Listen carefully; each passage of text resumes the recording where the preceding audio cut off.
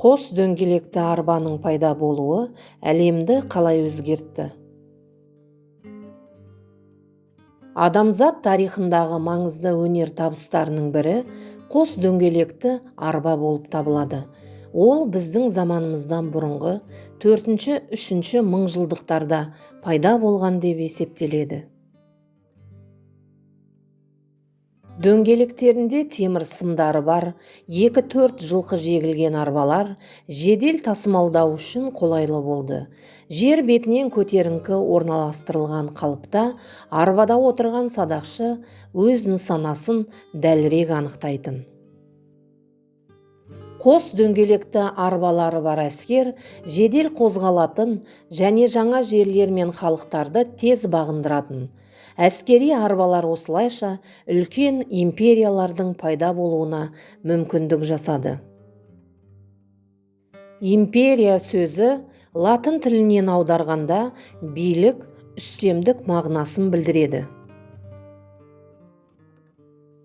Қола дәуіріндегі андрондықтардың қос дөңгелекті арбаларының суреті. Оңтүстік Қазақстаннан табылған Қаратау петроглифтері. Біздің заманымыздан бұрынғы 16 ғасырда Кіші Азияның ұсақ бытыраңқы мемлекеттерінің бірігуі Хет патшалығының құрылуына негіз болды.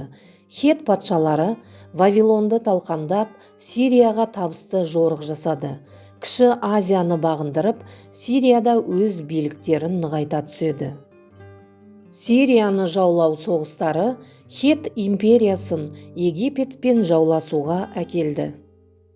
Біздің заманымыздан бұрынғы 1296 жылы Кадеш қаласының түбінде Египеттің билеушісі 2 Рамзес пен Хет патшасы 2 Муваталли кездесті. Нәтижесінде Сирияның солтүстік бөлігі Хет империясының бақылауында сақталса, оңтүстік бөлігі Египет еліне қосылды. Біздің заманымыздан бұрынғы 15 ғасырда Египет қуатты және жақсы ұйымдастырылған әскерге ие болды. Оның қуаттылығы қос дөңгелекті арбалы әскерлердің санына байланысты еді. 3 Тутмос перғауынның қол астында мыңдаған арбалы әскер болды.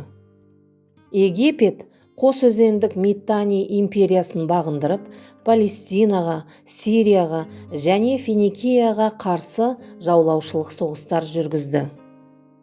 Біздің заманымыздан бұрынғы 1468 жылдан бастап египеттіктер Сирия мен Палестинаға өз билігін жүргізе бастады. Біздің заманымыздан бұрынғы 1 мыңжылдықта жиі болған соғыстар Египет елін әлсіретіп, империя алдыңғы Азия елдеріне тәуелді болып қалды.